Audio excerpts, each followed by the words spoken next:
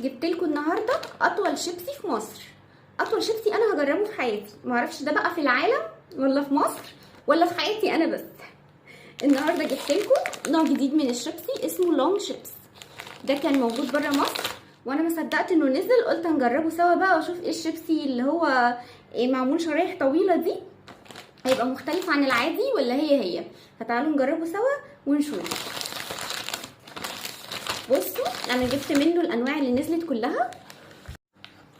اول نوع منها الاوريجينال.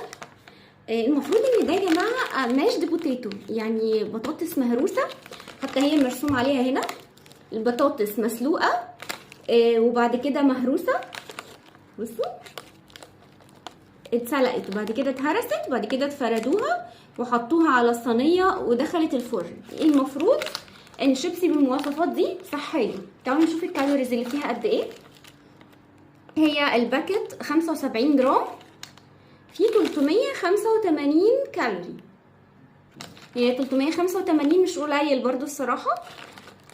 خلينا في الطعم دلوقتي. المفروض ان هي مسلوقه مش مقليه، فهنشوف طعمها حلو ولا لا. ده الاوريجينال اللي هو المفروض بالملح، ما فيهوش اي طعم، اي اضافه اي طعم يعني. تعالوا نفتحها ونشوف جواها ايه.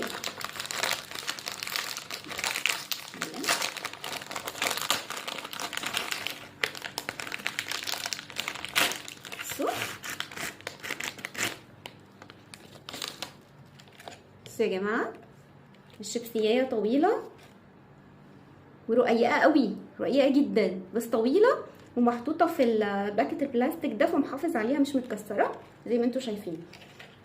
تعالوا نقول بسم الله وندوقها. بسم الله. اتكسرت. بسم الله.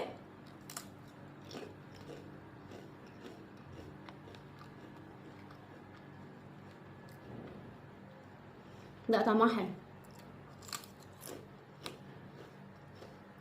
طعمها حلو وطبيعي كده، من الشيبسيات الحلوه اللي هي بتبقى زي اللي مخبوزه كده، بس طعمها طازه وفي كده فريشنس كده حلوه، يعني انا عجباني بصراحه.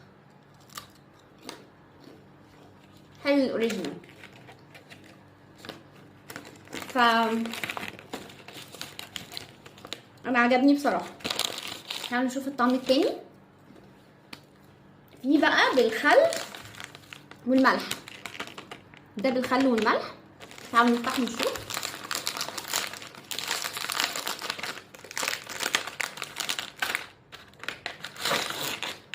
نفس الحاجه